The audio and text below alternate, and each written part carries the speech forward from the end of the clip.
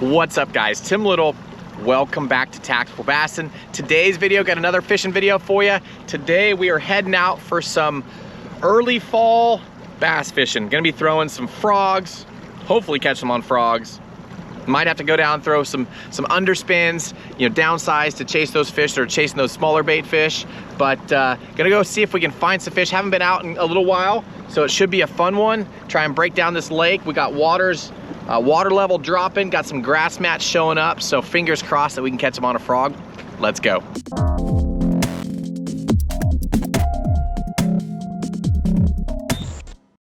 All right, guys, so I'm idling out of the launch ramp. Looks like we got water temps in the low 70s, so they've dropped quite a bit since the last time I was out.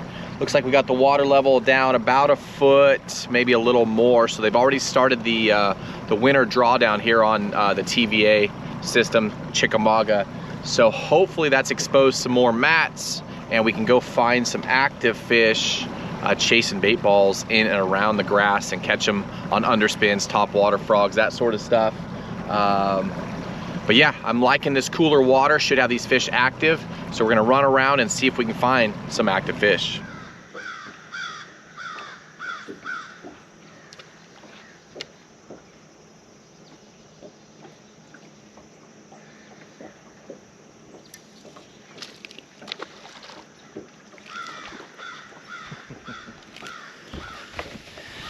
They're on the board, little blade bait bass. Go find your mama, bud. Basically caught that. Thanks, dude.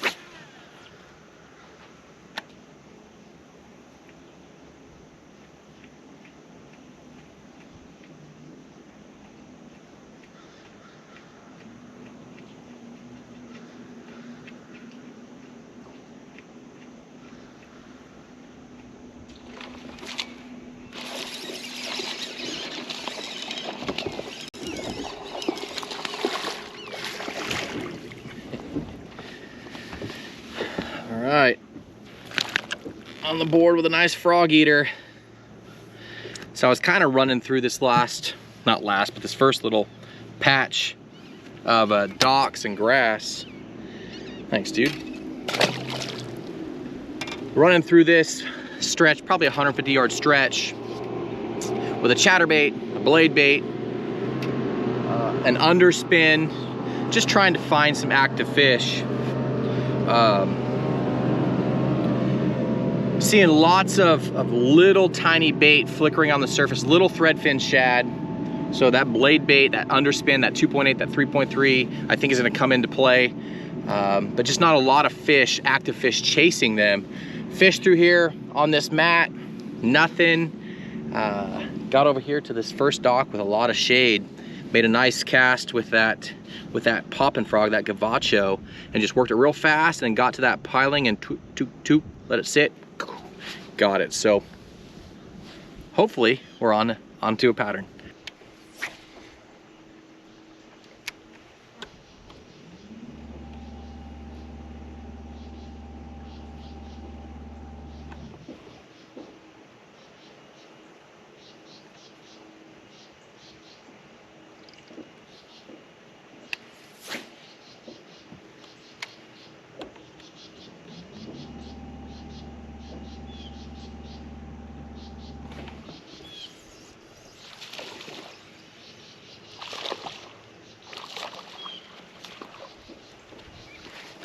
Got one on the BFS setup on the crank, little BDS1.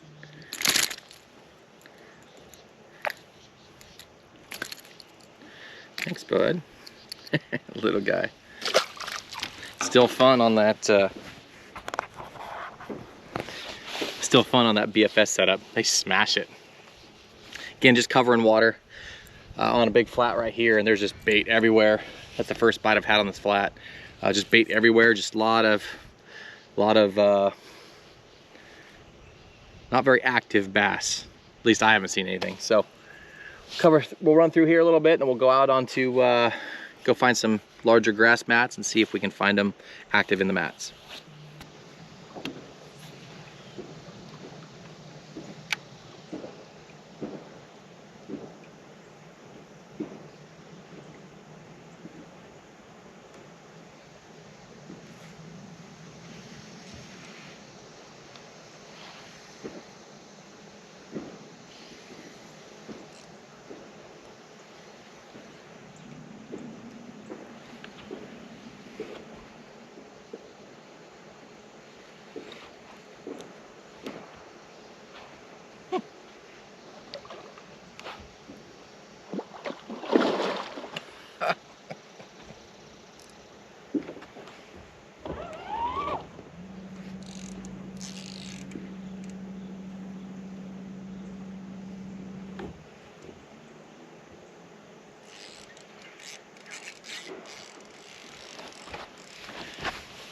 I got like a 20-pound drum on BFS.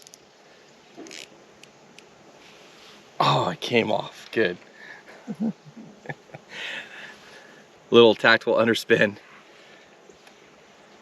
giant drum.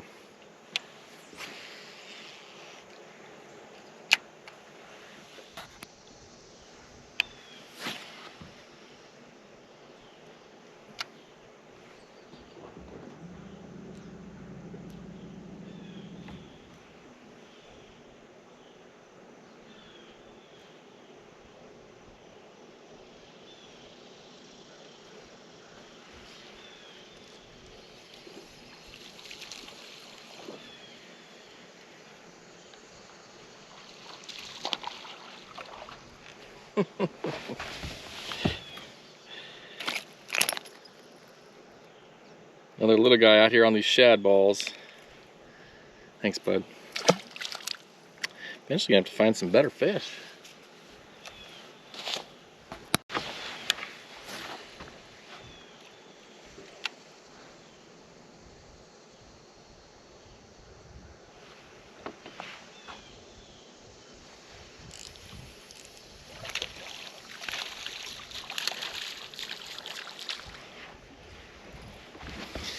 Problem with this is any one of these bites could be a 3 to 5 pounder out here on these shad balls. I can see them. I got, you know, polarized glasses on. I can see out here on this flat, I can see the dark balls moving, and I'm just casting out by them and slow rolling this underspin, and that's 2 casts in a row. But yeah, small. Got to find those better quality fish. We'll run into them.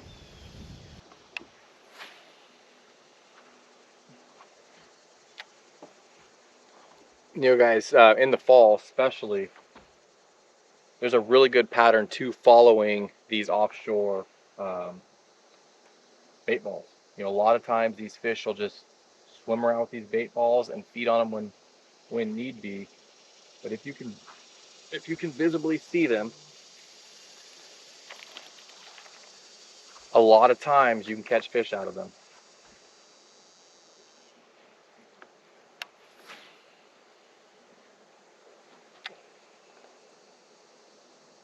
Underspins, you know, small swim baits, spoons, flutter spoons, that sort of thing. But in this case, they're smaller fish, pound, you know, smaller fish. But at any moment, you could have a big school of largemouth or spots cruising with these bait balls, and you can have a really good time.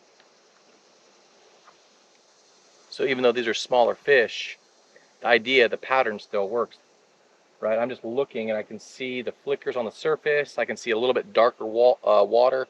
You know, that's that shad ball. A lot of times they look gray or black when they're real tight together. And then I'm just throwing this underspin past them, letting it fall, and trying to pick up those fish that are down below that bait ball that are kind of keeping that thing corralled.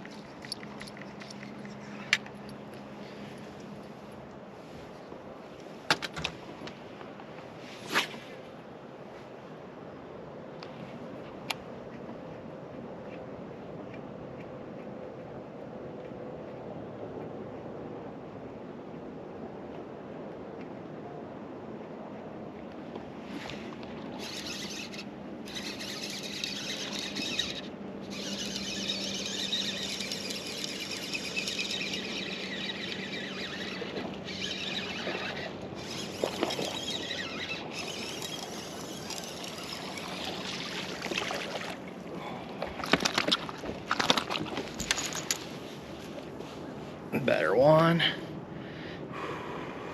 This one, look at this dude's face. Not because that hook set either. Dang. Sorry, homie. Wish I had something to feed you. I feel bad now.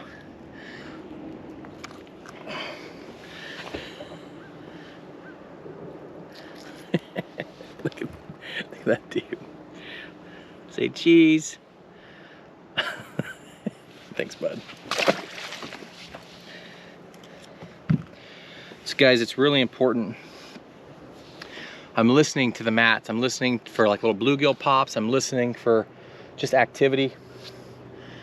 Not a lot going on, but every once in a while, every 8, 10, 12, 15 minutes, be a couple blow-ups or disruptions on the surface.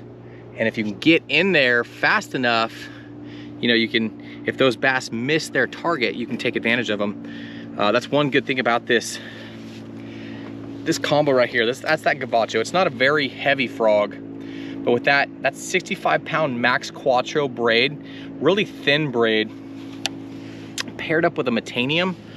When you're kind of flirting with disaster a little bit, but when you set this thing to be like super loose, if you get a blow up that's way out there,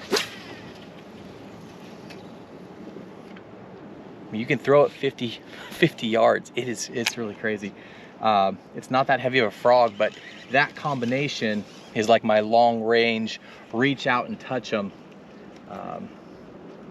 Really accurate. That's at 7.3 extra heavy too. And then when you hook them, you can really lay the wood to them and get them in and grind those fish to the boat. But again, a little bit slower. That's three frogfish. Anytime you catch them on a frog, it's a great day. But hoping, like I said, with this cloud cover, we've got a storm coming in this way. Maybe that will get these fish more and more active. I'm literally looking down, just like where we were a couple hours ago. I could look and see the bait ball swimming by. In this grass, I can see the shad and the bluegill and stuff swimming by, gizzard shad. So hopefully the bait coming through here will get these fish fired up and we can really start catching them. But still a great day catching them on a frog. Kind of went with a 1-2 punch. I went with that gavacho, and then I don't know if, oh.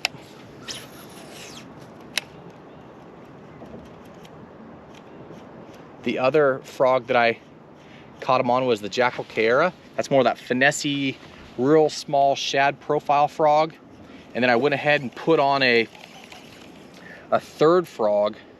Let me show it to you real quick. I got all sorts of frogs pulled out, guys.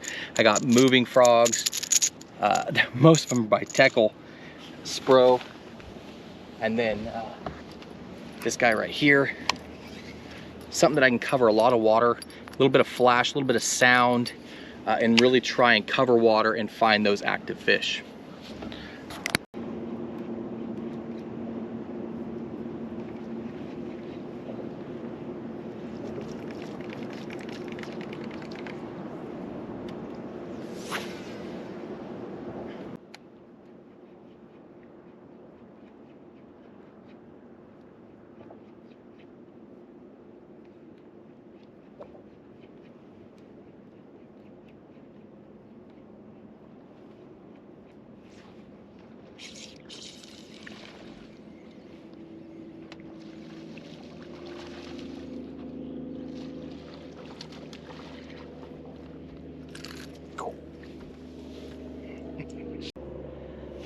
Got him.